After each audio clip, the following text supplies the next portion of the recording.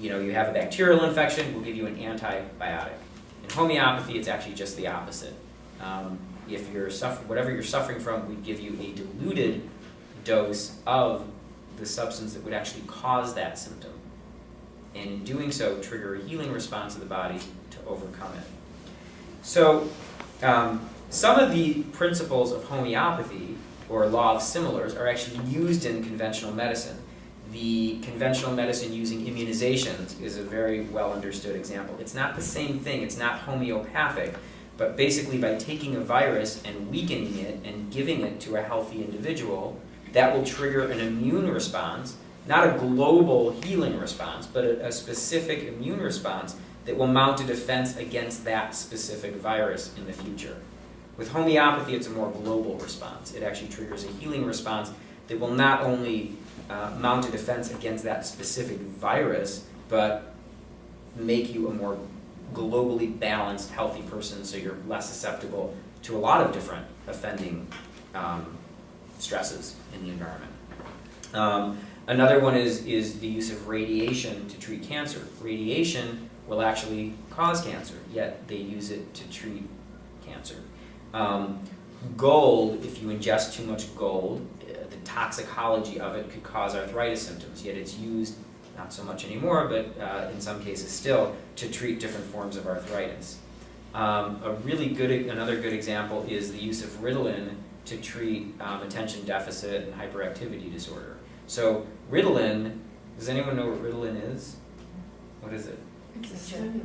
Yeah, it's a stimulant. So why would you give a stimulant to someone who's already overstimulated and hyper, right? But it actually, by giving that hyperactive person more stimulant, the body's reaction to that is to kind of calm down and be less stimulated.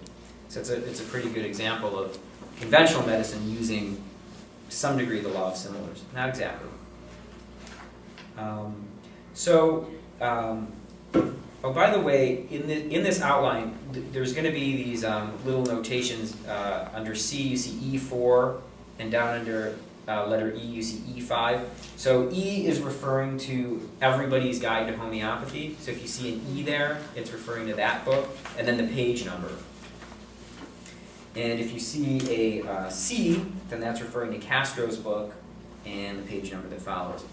So from Everybody's Guide to Homeopathic Medicines, page 5, they talk about symptoms in the body being an adaptive response to a stress or a stimulus. In other words, someone with allergies inhales pollen and they start having a runny nose and itchy, watery eyes. That's the body's response to the stimulus. It's an attempt or evidence of the body's trying to heal or overcome the stress that it's being dealt with. If a tiger jumps out of a bush behind which you're standing, your heart rate would elevate and your blood would start pumping, and that's also an adaptive response. It's an adrenaline response to allow you to, it's the flight or fight response, to allow you to flee or fight. So your body's preparing you for that. It's the same thing as when you have a bacterial infection or a sprain, let's say, of your ankle. If you have an infection of your foot or an ankle sprain, your body's going to react in a similar way. There's going to be inflammation there. There's going to be white blood cells going in the area to try to protect against what is a perceived threat. Fever and infection is another example. The body, if there's an infection going on, very often it'll be accompanied by fever, which in conventional medicine is thought of as a bad symptom, so we want to suppress the fever and make it go away.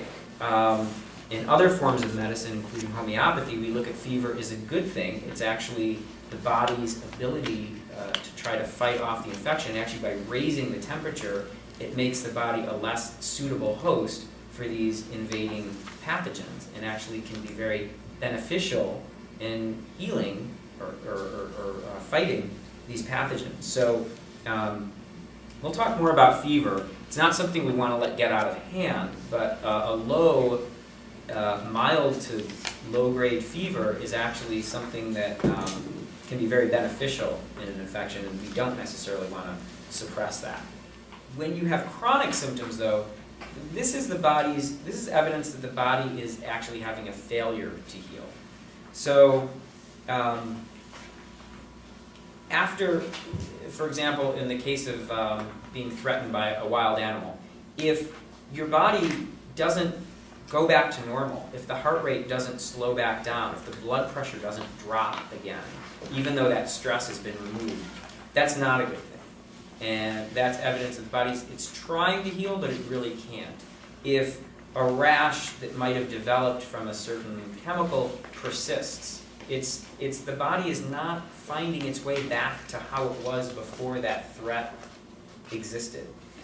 And that's not uncommon. In fact, it's very common, or it's always present in someone with a chronic disease. If someone suffers from a grief or a loss of a loved one, it's normal to feel sad and depressed and cry. Following that, sometimes people actually get physically sick. And months or years later, they may not feel the grief anymore on an emotional level, but those physical symptoms that developed are still there. So it's a sign that the body wasn't able to go back to the balanced state that it was in before that thing happened. And so, in taking a case in homeopathy, that's why it's very important to look at what was going on at the time that this problem started.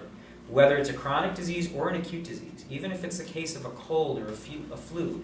You know, in a cold, of course, there was that cold virus that the person had to be exposed to. But what else was going on at the time that may have triggered that? So if it was at the time of, let's say, an extreme grief, that points towards certain remedies being more indicated. It doesn't mean that that one single factor is going to tell you the remedy, but you take all of this information together to decide what remedy is needed. In other words, what you're trying to do is you're trying to figure out what was the state of that person at that time. What were all of the factors that were influencing that person that may have contributed to that person becoming sick or unbalanced?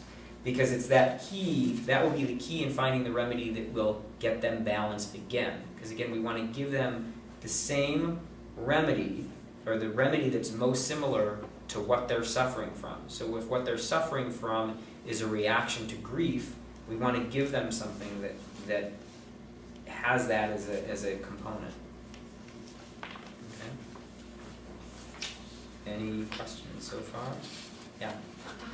How did people find out what would be like the grief one? Like somebody went through grief. How did somebody figure out, oh, that's the remedy that's similar to that? Yeah, we'll get to that. Oh. Yeah, it's too common. Okay, so under Everybody's Guide to Homeopathy on page 6, Ullman makes a point about treating symptoms as being equivalent to, for example, like the expression killing the messenger. It's like these symptoms are very useful to us. They're giving us an indication of what was this adaptive response? How did the body respond to this threat? And by treating just the symptom, in other words, prescribing, let's say, a suppressive medication, then we fail to uncover what really is at the cause of the problem. It's like if there's a fire and you've got a smoke alarm going off. The smoke alarm is like the symptom. That's what's getting your attention. Okay?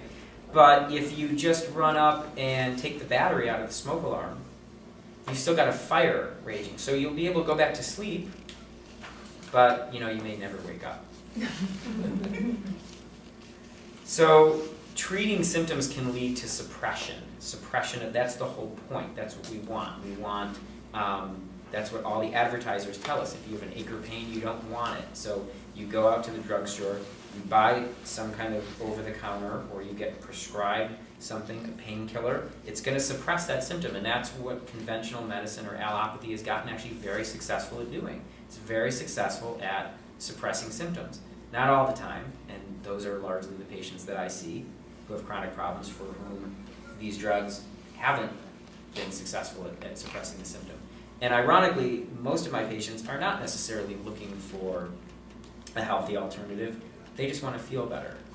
but it's sometimes then in feeling better and in curing something naturally, people start to appreciate how that is in many cases oftentimes superior to just suppressing a symptom, because you're actually getting healthier as you go.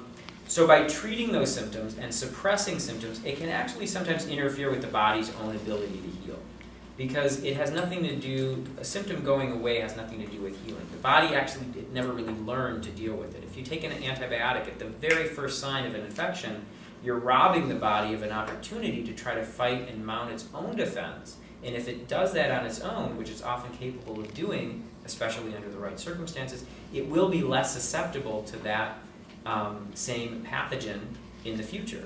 If you hit it with an antibiotic immediately, without trying to let the body at least mount a defense, we know now you're creating resistance to those drugs, and those drugs just become stronger. It's also the reason why MDs encourage you to take the full course of your antibiotics. Does anyone know why they say don't stop in the middle? Why it's really important to take the whole course of the antibiotics? It kills the symptoms faster than it kills the underlying infection. What, Pen? It doesn't kill the bugs all the way, and then they're able to reproduce, and then you have more resistance, which creates it. Yeah.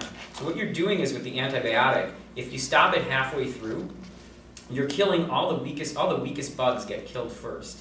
All the strongest ones are now left sitting there, and they can all multiply, and now you have an infection that has all these bugs that are the super bugs that are so much stronger than the weaker ones. And that's what that's one of the problems with drug-resistant infections. It's on a larger scale, it happens when even if you go through the full course of antibiotics over time in a population, what happens is these bugs become stronger and stronger because as a population, we're killing off all the ones that we can easily kill with these drugs, but then the bugs get stronger and we need stronger drugs to kill the stronger bugs. But it takes the body's ability to heal out of the equation. And the body's ability to heal is remarkably strong. People oftentimes, and I was like this before I actually learned more about homeopathy and discovered, think about homeopathy, well that's nice, that's subtle and that's energy medicine and it's, but it's actually very serious medicine.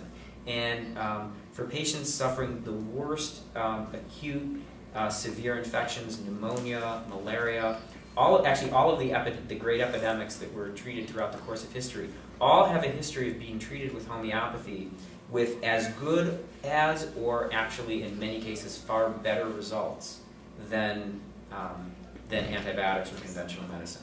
And it's in the literature. It's just this literature is hard to uncover, and it's been suppressed in a lot of cases, and often a lot of it dates back to 100 and 200 years ago, and is being uncovered right now by Dr. Andre Sain of the Canadian Academy of Homeopathy, and he's compiling it grows by in excess of 1,000 pages every year. We don't know when it's going to be finished, but it goes through and documents every epidemic in the course of human history that's been treated with homeopathy with consistently superior results. So it's pretty interesting. So I want to talk to you now about some of the different ways that homeopathy works. So there's not one established known mechanism or well-documented mechanism behind how homeopathy works. In the same way that it's very hard to get a handle on exactly how the body actually heals itself. We know exactly what happens, for example, when you cut your finger. We know the chain of events that happens, the blood clots that form, and all of that. But how does that happen? Why does the body heal? Why does it do that? How does it sort of know to do that? It's a reaction, like we said earlier. The body's ability to heal is sort of a reaction to stress, and it's just a stimulus response mechanism. So it's going to respond to the ingestion of a homeopathic remedy. It's also going to respond to the ingestion of a conventional or allopathic drug. And so when the body reacts to a drug, we have the symptom suppression, but we also have a side effect. When the body reacts to a homeopathic remedy, there's a healing response, which can sometimes involve an initial aggravation of symptoms. In fact, in most forms of natural healing, you get a deep, there involves a initial healing response. It can sometimes be unpleasant at first. You get a really deep massage, you might feel a little sore the next day, but then the next day you're much better. You get a chiropractic adjustment for the first time in a long time, you might be a little sore the next day, and then it starts to get better. First time you ever have acupuncture, you may feel dizzy or lightheaded or tired or spacey, or even it might bring on a headache if you're getting treated for headaches, but then eventually it tends to get better. And that's consistent with the healing reaction. Do you have a question? So I want to talk to you about the remedies, the homeopathic remedies, as a catalyst to encourage the body's healing response, to encourage the body to respond. In your handout here, a chart that looks something similar to this, okay?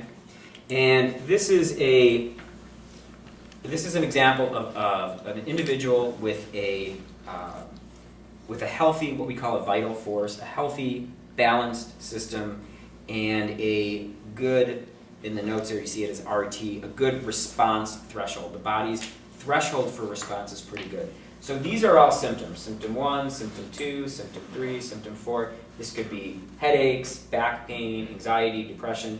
And in a healthy person, if these symptoms come on, the body's response threshold is, let's say here, this line.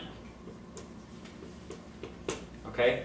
So with a good, healthy response threshold, these symptoms are exceeding the threshold for response. So that means there will be a response by the body because these symptoms are gaining the attention of the body in a sense, and the body's going to respond because here's the threshold, the symptoms are exceeding that threshold, and so with a good response, these symptoms will go essentially to nothing, just become asymptomatic and a good healing response. Okay? In a chronic disease,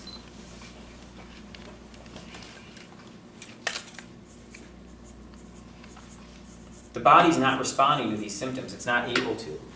And so it's as if the response threshold is up here. So the symptoms are still bothersome, and they're gaining the attention of you. You're irritated and experiencing symptoms and having pain and discomfort, but the body's not recognizing it for whatever reason. It's trying to, but it's just not. It's off balance. In homeopathy, we'd say the vital force is low. The body's healing energy in homeopathy is called the vital force. In conventional medicine, it's sort of like considered like homeostasis. It's just it's a lack of balance. In Chinese medicine, it's called qi. So the body is imbalanced. The healing force is not really strong, and so the symptoms are not gaining the attention of the body, and there's no real response. You could just go on indefinitely through time, and you still have all these symptoms. So there's a high response threshold, and there's a low vital force or healing energy. In the case of someone with a chronic disease who's given a homeopathic remedy, let's say that this is the response threshold again. So actually I didn't need to erase it. Okay? The response threshold is too high. The body's not responding. We give the remedy that is a similar of this disease picture. So now we're not talking about just one symptom of back pain or headache or allergies. We're looking at everything. And there might actually be 1,000 symptoms of a patient or 100 symptoms. Nightmares, how they're sleeping, night sweats, body temperature, sensitivity to sun, sensitivity to food,